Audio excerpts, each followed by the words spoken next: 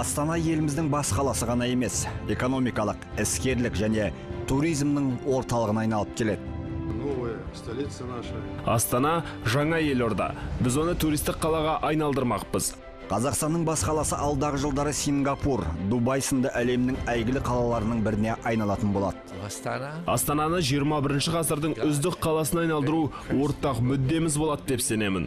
Астана халықаралық қаржы орталығының құрылуы іскерлік және бизнес туризмнің артуына ықпал етпек. 20 жылдық тарихының ішінде Астана үлкен дәрежелерге жетті. Еліміздің бас қаласы тек сәулетімен ғана емес, ұлттық құндылықтармен, мәдениетімен ерекшеленуі тиіс. Салт дәстүрімізді, өнерімізді, концерттік бағдарламаларды көрсете білуіміз керек. Жаһан таныған жас қала, жетістікке тола 20 жыл.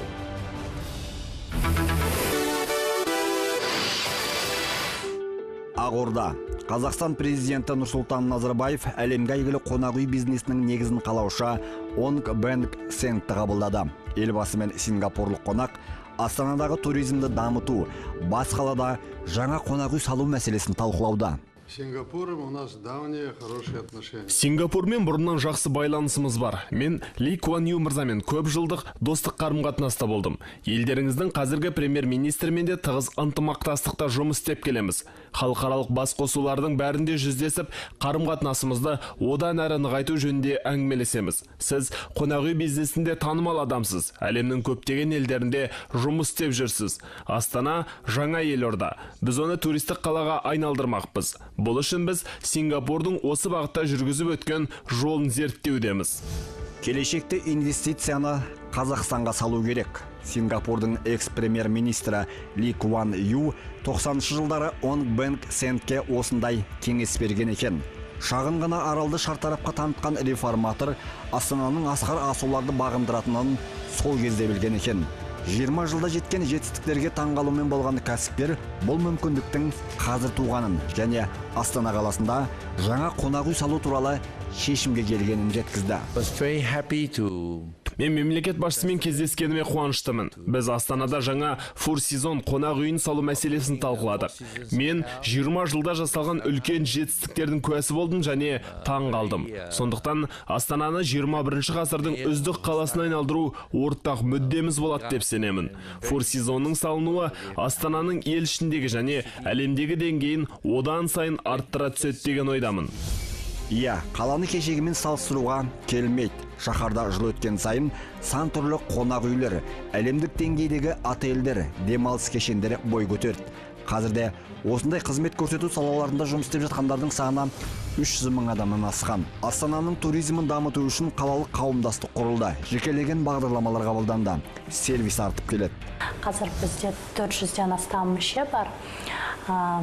Мүшелердің ішінде турфирмалар, қонақ үйлер, транспорттық компаниялар, университет, колледжлер бар.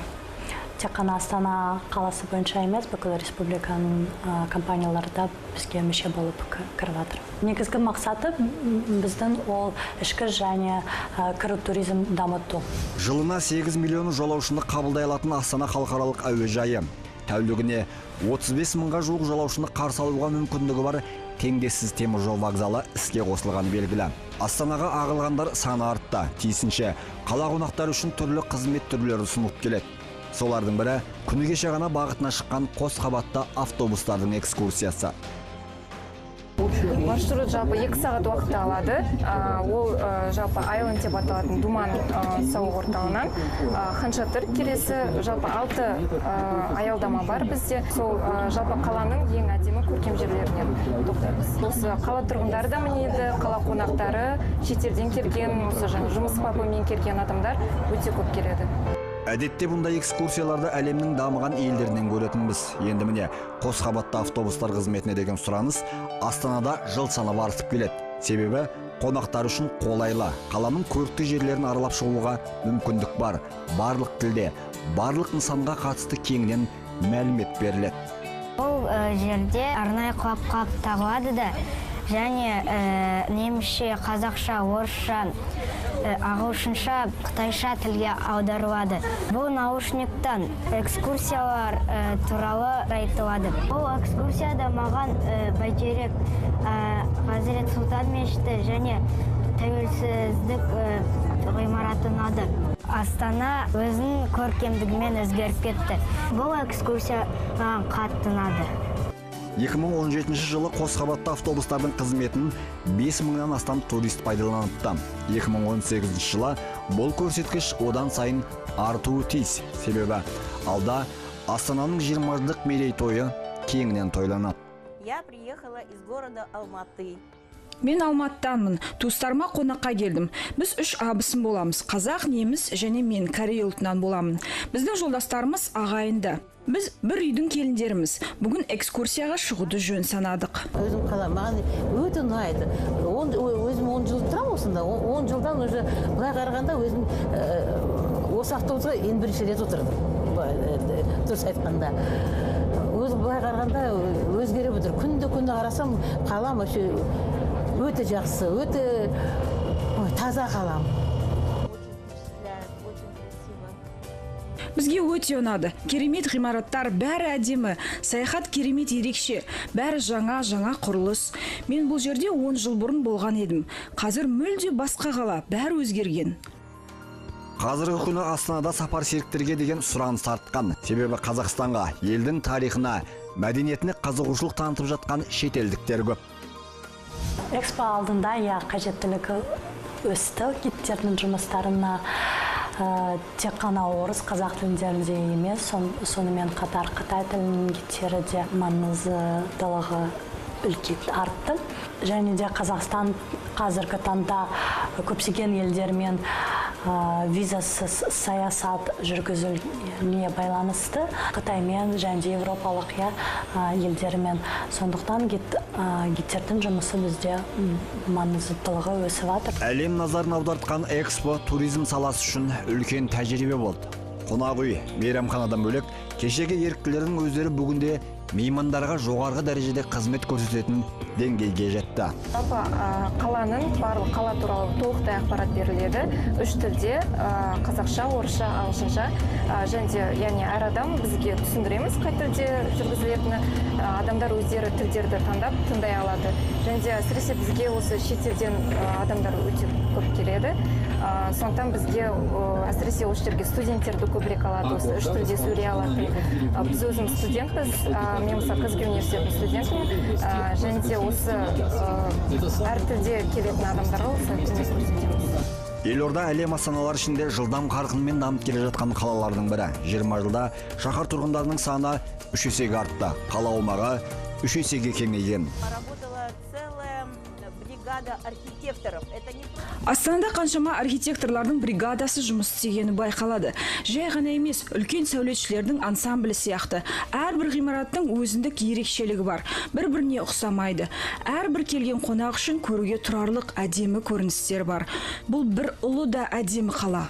Қазақстанға келген әрбір турист шамамен 100 000 теңгеден астам қаражат қалдырып кетеді екен. Ал іскерлік сапармен келетіндердің шығыны бұдан әлде қайда жоғары.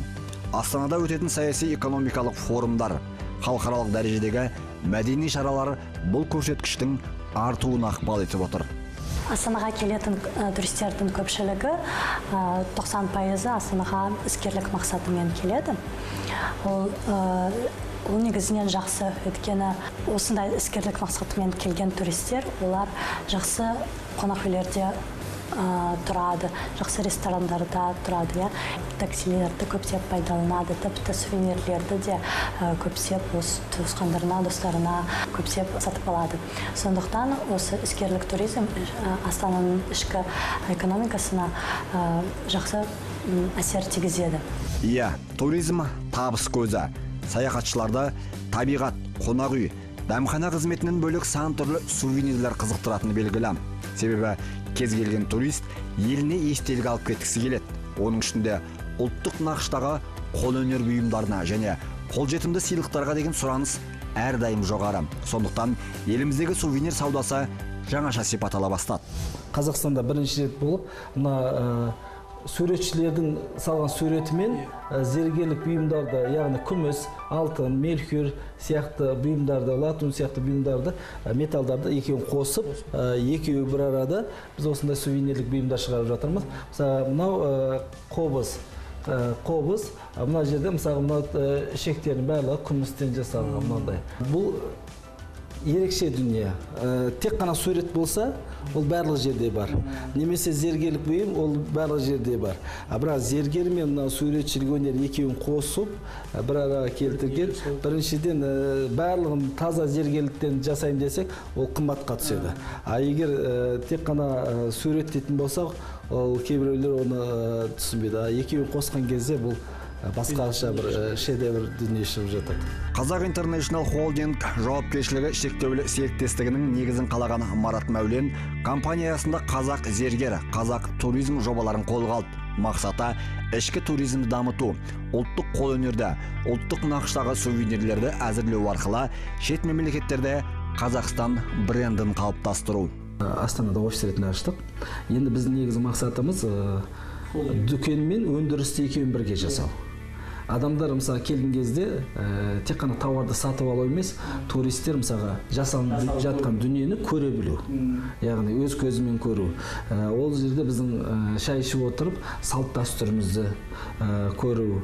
Соның барлығын түсіндіріп ойымыз бар. Бүгінде Астананың мерейтойына деген дайындық қызу басталып кетті. Жалпы қала тұрғындары мен қонақтар үшін 600-ден астам мерекелік шара әзірленген. Дәстүрлі әндер, эстрада, классикалық музыка, халықаралық фестивальдер, театр қойылымдары, шоу бағдарламалар мен жәрмеңкелер, мүшайра, спорттық ойындарды ұйымдастыру 12 маусымнан бастау алмақ. Бұл күні 3 бірдей ұлттық саябақта салт аттылардың шеруі ұйымдастырылса, 29 маусым мен 1 шілде аралығында Алау мұз сарайында заманауи музыка фестивалі өтеді. Бұл жолы мерейлі мерекені тек астаналықтар ғана емес, еліміздің өзге аймақтарда сезінетін болады. Елордалық 700 өнерпаз айтулы шараға орай Астанадан ақ тілек атты мерекелік концертпен Қазақстанның аймақтарын аралайтын болады. Қаладан бастау алатын шара өзге аймақтарда 4 айға жалғасады. Маусым айының 10 күнінен бастап осы театрға баршаларды шақырамыз. Әрине әлеуметтік желіде өзіміздің сайттарға бәрін салатын боламыз. 10 маусым мен 16 маусым аралығында осы театрда осы үлкен фестиваль өтеді. Көз тартар көріністердің бірі Қазақ елі монументінде болады. Шілденің бірі күні 2000-нан астам домбырашы шаһарда күмбір күйге бөлейді. Әзіл, думан тағы бар. Ал 30 маусым мен 1 шілде аралығында алғаш көшпенділер әлемі атты халықаралық этнофестиваль өтеді. Бұл этнофестивальға жан-жақтан қонақтар келеді. Түркия, Болгария, Венгрия, Қырғыз Республикасы. Бұл фестивальда алаңымыз ауыл-ауылға бөлінеді. Бүркітші ауылдары, Қыран ауылдары, Тайбұрыл ауылдары деген. Соның ішінде әрине біздің қазақтардың жетістіктерін бәрін көрсетуге тырысамыз. Астанаға келетіндердің қатары негізінен жаз айларында артатыны белгілі. Алайда қалалық туризм қауымдастығы қонақтарды жыл бойы қызықтыратын кешенді бағдарламаны іске асыруға кірісіп кетті. Гид экскурсоводтардың тәжірибесін арттыру курсын өткіздік. Ол курсқа біз бірінші рет Түркиядан Анталия гид ассоциациясының правлениясының мүшесін шақырды. Мұстафа Ялчингая деген кісі. Сол кісі Астанаға келіп, біздің 40 шақты гидтерге өз тәжірибесін жеткізді. Осы қазіргі таңда дүние жүзінде гидтерге қойылатын талаптар өзгеріп жатыр, өйткені туристерде басқаша болып тұр. Соның бәрін тәжірибесін біздің гидтерімен бөлісіп, 3 күн бойы сабақ берді. Осы жылға біздің тағы да бір мақсатымыз бар, ол Астана қаласын жыл сайынғы туристік қала жасау. Өйткені қазір бізде тек қана жазда, күзде және көктемде туристер бар.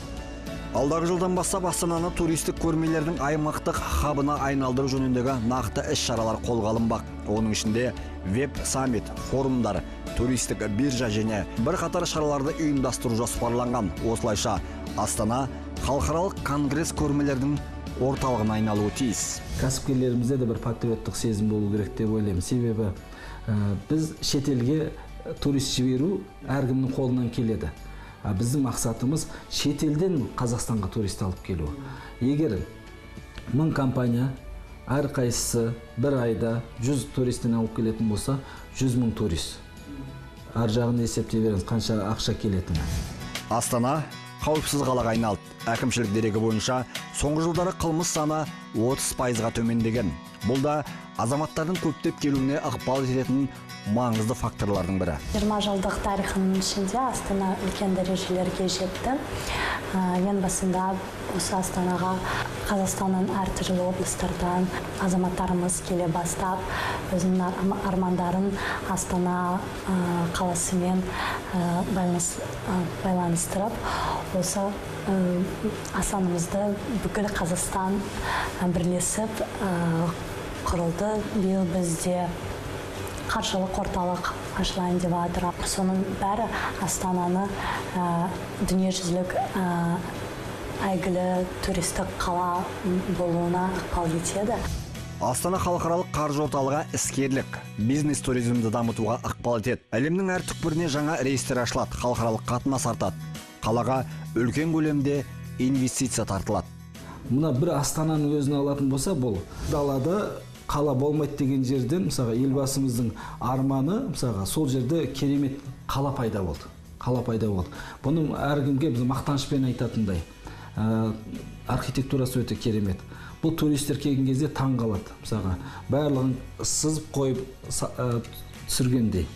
Бұл мысалы біздің мақтанышымыз.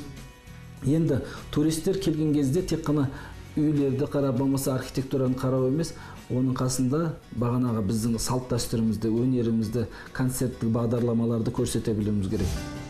Қалалық әкімдік дерегі бойынша 20 жыл ішінде Астана қаласының құрылысына 2,3 триллион теңге салынды. Алайда 20 жыл ішінде жұмсалған қаражат өзін ақтап қана қоймай, қазынаға түскен кіріс көлемі 2,5 есеге артты. Жалпы салық есебінен 6 триллион теңге түскен. Осының бәрі қаладағы қызмет көрсету салаларының, кәсіпкерліктің, туризм саласының үлесіне тиеді. 20 жылда толағай табыстарға жеткен жас қаланы алда бұдан да биік белестер күтіп тұр.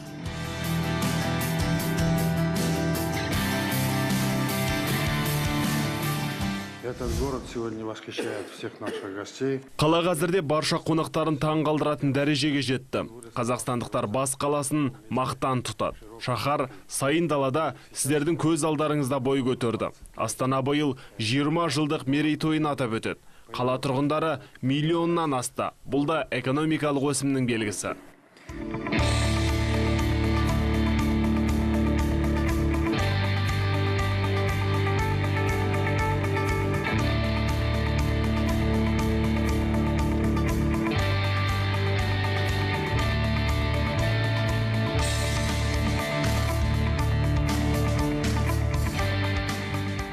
Қала күні қарсаңында гала-концерт, бокстан халықаралық турнир, триатлоннан халықаралық жарыс, заманауи бессайыстан әлем кубогының финалы, Қазақстан барысы өтетін болады. Жалпы шаһарға 1 миллионнан астам қонақ келеді деп күтілуде. Ал Астана тарихындағы басты әрі айтулы оқиға Экспо қалашығындағы Астана халықаралық қаржы орталығының ашылу рәсімі болмақ. 5 июля в этом году на месте бывшего Экспо 2017 Шілденің 5 күні Экспо 2017 кешенінде Астана халықаралық қаржы орталығының тұсаукесер рәсімін өткіземіз. Біз бұл жобаға үлкен үміт артамыз. Онда ағылшын құқы, тәуелсіз сот және халықаралық арбитражды орталық жұмыс істейді. Ол тек Қазақстанның ғана емес, орталық Азияның қаржы хабына айналады. Бұл аймақтағы өзіндік даму тарихы бар 5 мемлекет. Біз бірлесіп жұмыс істеуге келістік. Себебі орталық аймақ нарығын түгел қамтуы тиіс. 5 государств-соседей, связанных с единой историей, единым языком, единой религией. Будем работать вместе. Жалпы қаржы орталығы алдағы уақытта 40 миллиард доллар көлемінде инвестиция тартады деген болжам бар. Бұның бәрі экономикаға, қаланың дамуына ықпал етіп, Астананың әлемдік қоғамдастықтағы беделін арттыра бермек.